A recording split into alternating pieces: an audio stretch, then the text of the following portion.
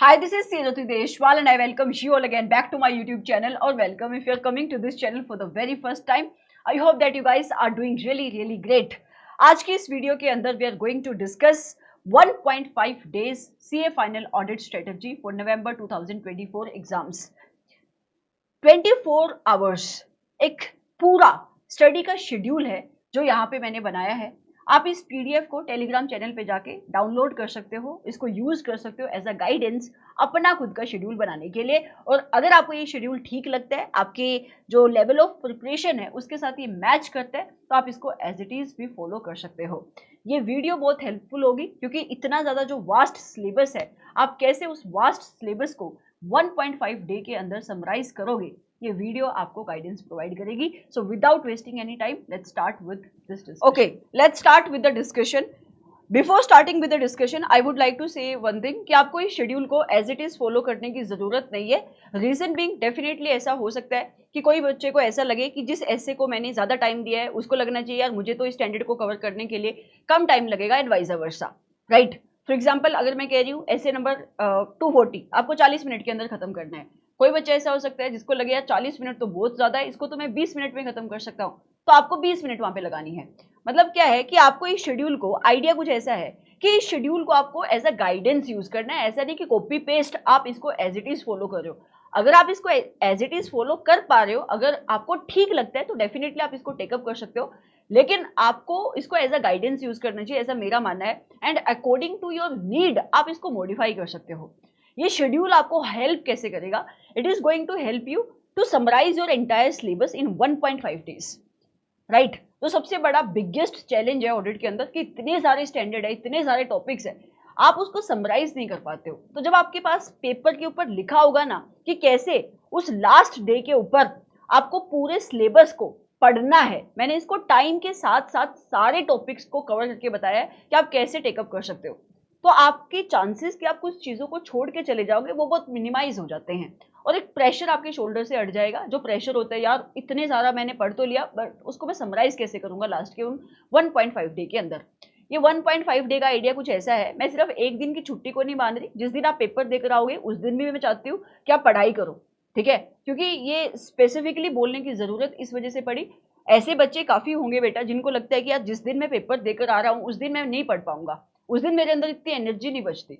So I completely understand कि कई बार ऐसा हो सकता है डेफिनेटली कि आपका पेपर अच्छा नहीं जाएगा, बट आपको अपने आप को संभाल के अपने आप को दोबारा से रिकलेक्ट करके पढ़ाई करनी पड़ेगी, नहीं तो फिर आपका आगे वाला जो एक दिन है उसके ऊपर बहुत प्रेशर बढ़ जाएगा। मतलब ऑडिट का पेपर भी खराब होने के चांसेस ज्यादा है क्योंकि आपका सिलेबस नहीं पूरा रिवाइज हो पाएगा, ठीक है। सो आइडिया ऐसा है कि पहले जिस दिन आप एएफएम का पेपर देकर आओगे ना उस दिन आपको 4.5 घंटे पढ़ना है, ठीक है। उसके बाद जिस दिन आपका पूरा एक दिन है आप सारा दिन वहां पे पढ़ोगे, ठीक है। उसके बाद जिस दिन आपका पेपर होगा उस दिन आपको 5 घंटे पढ़ना है, राइट। इसमें आपके ब्रेक्स भी इंक्लूडेड होंगे बीच में, अभी मैं आपको बताऊंगी। कोई भी ऐसा टाइम नहीं है जो टाइम 3 घंटे से ज्यादा का स्लॉट यहाँ पे लिखा हुआ है, सिर्फ एक्सेप्ट जिस दिन आप पेपर देकर आ रहे हो और जिस दिन आपको पेपर देने जाना है उस दिन आपका स्लॉट 3 घंटे के ज्यादा का है। अदरवाइज सारे जो भी आपके स्टडी के स्लॉट्स है वो 3-3 घंटे के हैं,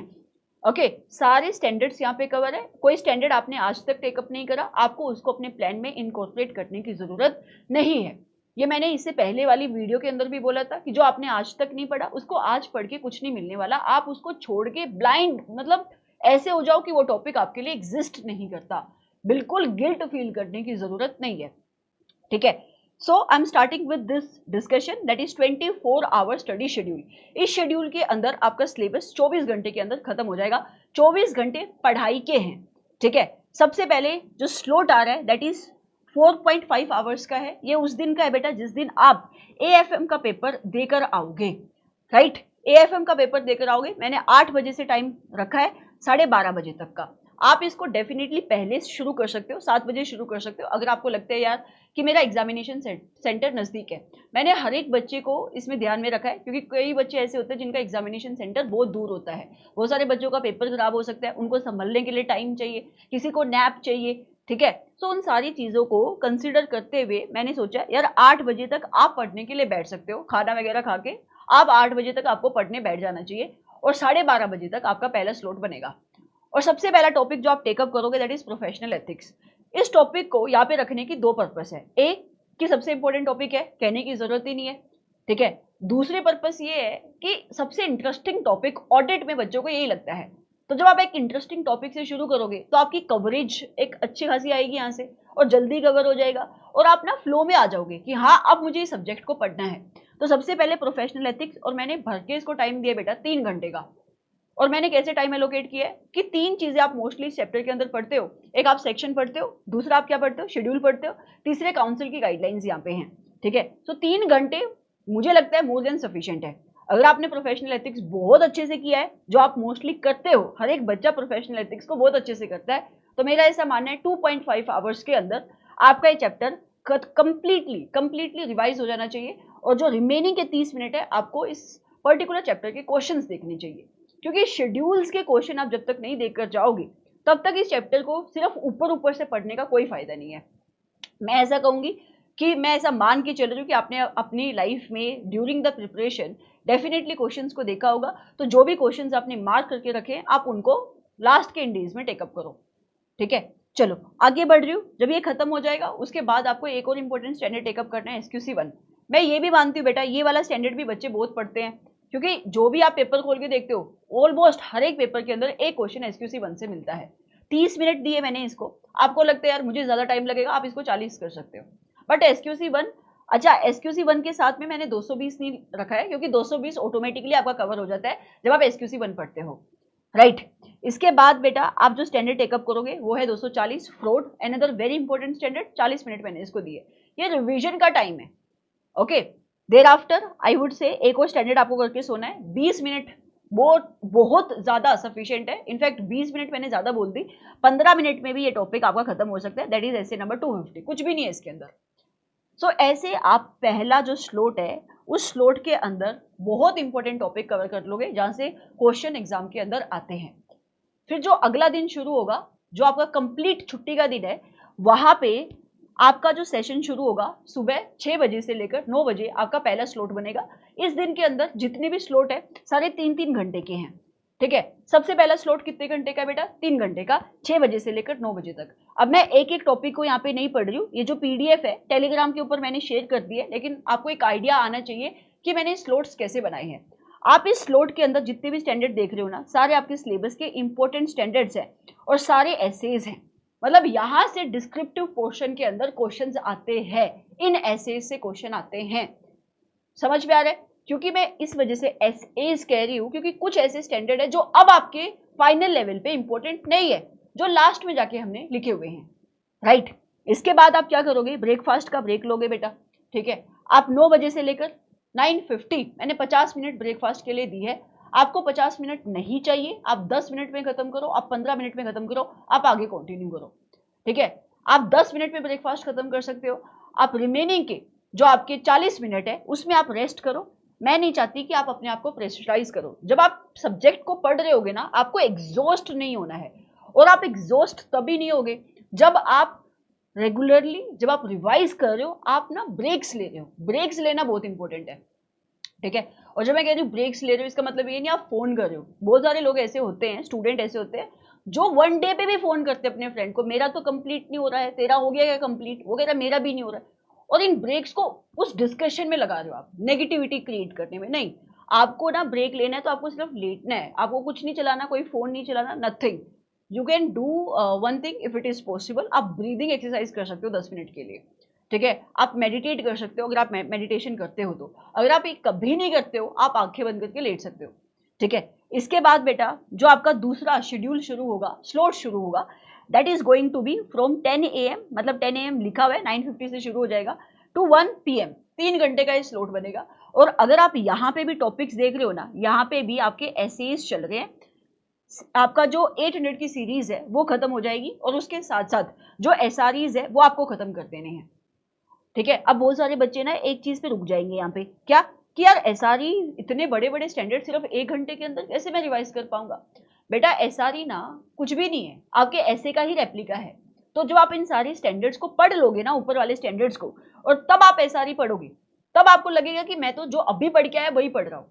अभी तक तो क्या है कि आप ना डिवाइडेड पढ़ते हो, इन स्टैंडर्ड्स को अलग अलग दिन पे पढ़ते हो, तो शायद आपको एसआरई फिर भी लगता है कि कुछ अलग से पढ़ने को मिल रहा है ना। यस, वहां पे कंसेप्ट है कि वो रिव्यू एंगेजमेंट है, लेकिन क्योंकि वहां पे भी subject matter historical financial information ही होता है, बट चेकिंग कम होती है। तो जब आप एसआरईज को पढ़ते हो ना, तो आपको ऐसा लगता है कि स्टैंडर्ड्स का ही कॉपी वर्जन वहां पे चल रहा है, राइट। तो आपको यहाँ पे ज्यादा टाइम नहीं लगेगा, ट्रस्ट में when I am saying this, right. उसके बाद आप क्या करना बेटा, लंच ब्रेक लेना। एक घंटे का लंच ब्रेक यहाँ पे रखा है, और ये आपको इतना लेना चाहिए, 10 मिनट 15 मिनट के अंदर खाना खाओ, और रिमेनिंग का जो भी टाइम है आप वहां पे नैप लो। वेरी इंपॉर्टेंट, जब आप नैप लेते हो ना, तो आप अगले स्लॉट के लिए अपने आप को एनर्जाइज कर रहे हो। इट्स लाइक कि जब तक आप गाड़ी के अंदर फ्यूल नहीं डालोगे, गाड़ी चलेगी नहीं, राइट। चलो आगे आपको क्या करना है, एक और सेशन आपका स्लॉट आपका बनेगा 2 बजे से लेकर 5 बजे, ये भी 3 घंटे का स्लॉट है, और इस स्लॉट के अंदर हमने स्टैंडर्ड्स को ही टेकअप करा है। मतलब जो आपके एसएईज रहेगी और जो आपके एसआरएस रहेगी, वो यहाँ पे आपने को टेकअप करते हैं। Got it. आइडिया क्या है, आइडिया ये है कि 5 बजे तक आपके स्टैंडर्ड्स खत्म हो जाने चाहिए। उसके बाद आप 30 मिनट का फिर से ब्रेक लो बेटा, ठीक है। कुछ नहीं करना है, सिर्फ ब्रेक लेना है। आपको लगता है कि मुझे नहीं चाहिए ब्रेक, तो जो आपने स्टैंडर्ड पढ़े, कोई स्टैंडर्ड ऐसा लगता है जो आपको भी हल्का हल्का लग रहा है, आप उसको या तो मार्क कर लो या फिर आप उसको देख लो। Got it.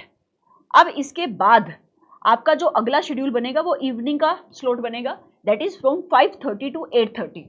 ये भी क्या है, 3 घंटे का स्लॉट है।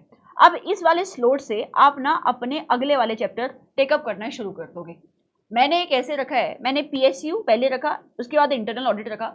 छोटे चैप्टर हैं, लेकिन 30-30 मिनट मैंने इनको दी है, ठीक है। इसके बाद मैंने audit of banks and NBFC रखा 1.5 आवर्स का।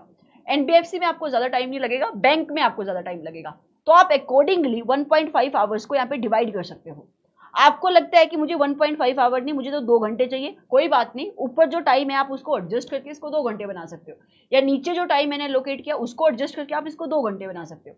जिस भी टॉपिक में आपको लगता है कि यार मुझे ज्यादा टाइम लगेगा, आप वहां से टाइम निकाल सकते हो। मैंने कैसे टाइम एलोकेट किया है कि पीएसयू से एक क्वेश्चन बनता है, और वो क्वेश्चन भी आप कितना भी कंसेप्ट पढ़ लो, डायरेक्टली तो बुक से आप ट्रेस नहीं कर पाते हो उसको। अभी तक जो क्वेश्चन आ रहे हैं ना, वो ऐसे ही आ रहे हैं कि आपको कंसेप्चुअल क्लैरिटी वो चाहिए, तो आप रिवीजन कर लो 30 मिनट में, बट एग्जाम में असली खेल होता है। एक इंटरनल ऑडिट के चैप्टर का ऐसा होता है बेटा, ठीक है, और एक पीएसयू का ऐसा होता है, बट हमें रिवीजन तो करके जानी है ना, ठीक है। लेकिन ऑडिट ऑफ बैंक और एनबीएफसी, यहाँ से डेफिनेटली क्वेश्चन आपको एग्जाम में बुक से ही देखने को मिलता है, आप डायरेक्टली उसको ट्रेस कर पाते हो, कंसेप्ट को अप्लाई कर पाते हो। मैं ऐसा नहीं कह रही कि ऊपर वाले चैप्टर में आप कंसेप्ट को अप्लाई नहीं कर पाते हो, बट कई बार बच्चा क्वेश्चन नहीं समझ पाता है वहां पे।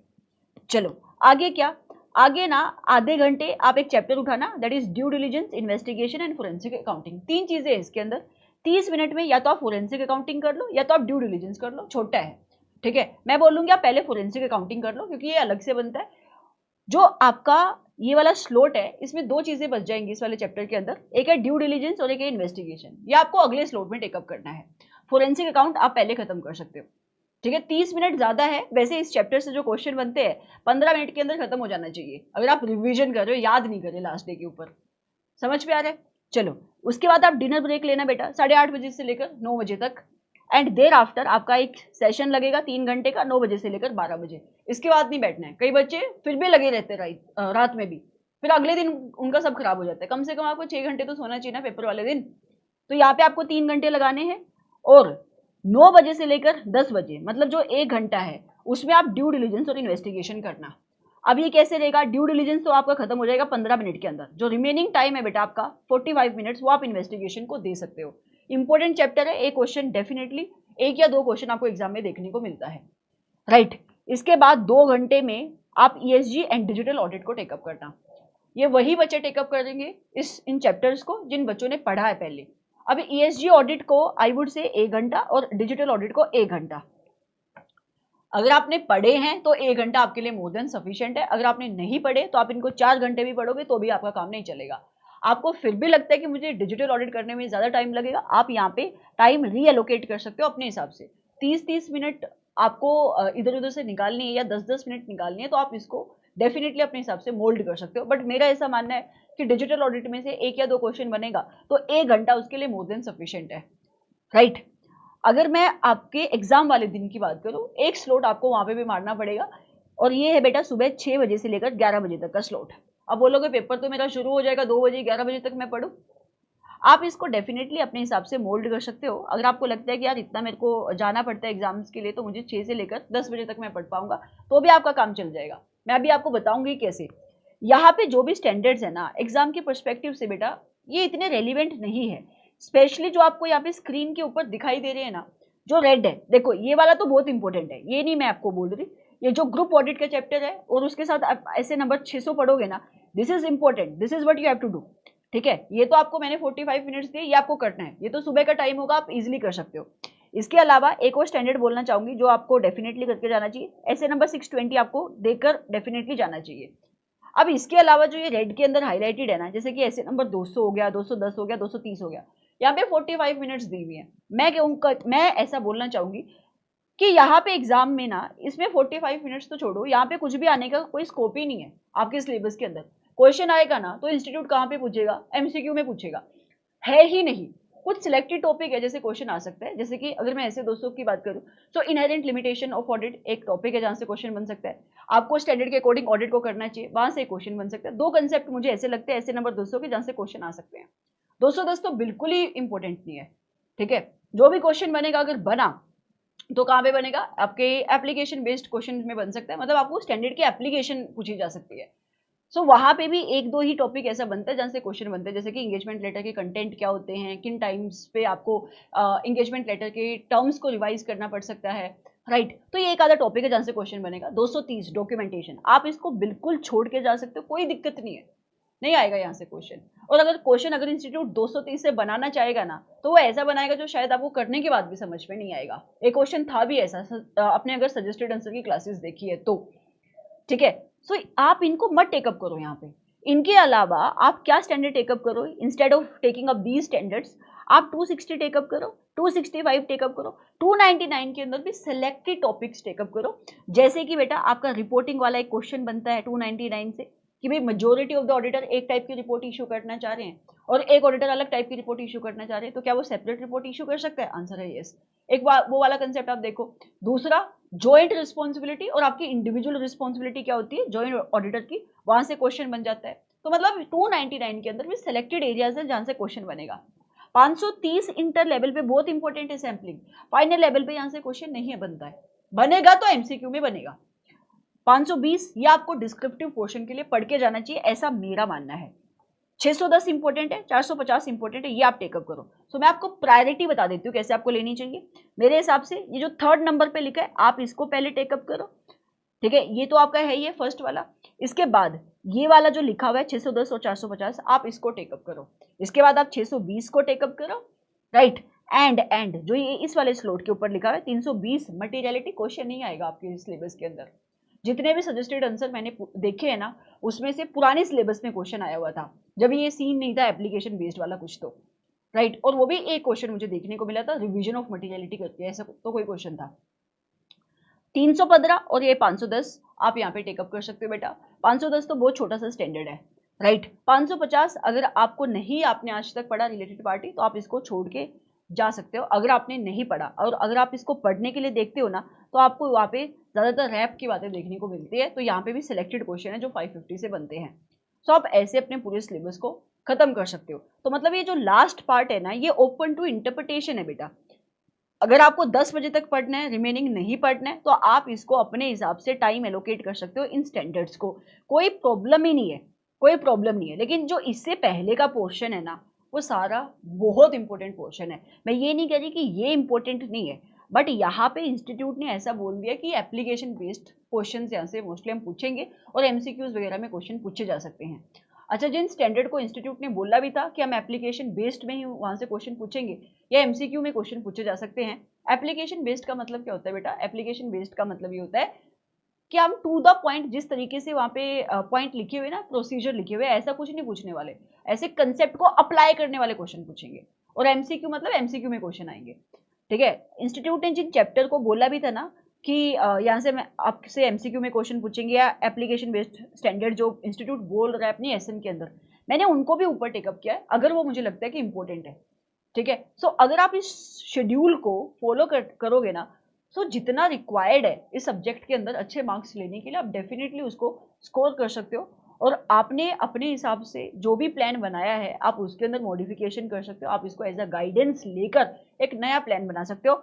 लेकिन आपकी कोशिश डेफिनेटली, कोशिश नहीं मैं कहूँगी 100% ऐसा होना चाहिए कि आपको पता होना चाहिए कि वो जो घंटे आपको मिल रहे हैं ना उस दिन के अंदर, जब आपको छुट्टी मिल रही है, जब एएफएम का पेपर खत्म हो गया, मैं तो यही बोलूंगी उस टाइम से लेकर और जब तक आपका ऑडिट का पेपर नहीं होता है, ये जो घंटे हैं आपको पता होना चाहिए घंटे आपके किन सब्जेक्ट, किन टॉपिक्स के ऊपर जाएंगे, नॉट सब्जेक्ट, किन टॉपिक्स के ऊपर आप कैसे उनको स्पेंड करोगे। तब ही आपका कुछ हो सकता है, तभी ये सिलेबस कंप्लीट होगा। क्योंकि इस शेड्यूल को बनाने में मुझे भी टाइम लग गया, क्योंकि जब मैं अपने दिमाग से स्टैंडर्ड देख रही थी ना, कभी कोई स्टैंडर्ड रह जाता, कभी कोई स्टैंडर्ड रह जाता। मुझे आते हैं स्टैंडर्ड, मुझे पता है स्टैंडर्ड, बट फिर भी मिस हो जाता है। ह्यूमन बीइंग है ना, तो आपसे भी मिस हो सकता है। So it's very important that you have something in writing, जहां पे आप टिक मार्क कर रहे हो, अच्छा ये स्टैंडर्ड मेरा डन, ये वाला स्टैंडर्ड डन, ये वाला standard done, and this is that schedule. ठीक है, so I would like to believe कि आप इस वीडियो का पूरा फायदा उठाओगे और इस शेड्यूल को आप डेफिनेटली टेलीग्राम चैनल पे जाके डाउनलोड कर सकते हो। So all the very best for your exams, right. Have a great day, great night, जब भी जिस भी टाइम आप इस वीडियो को देखो। Thank you so much.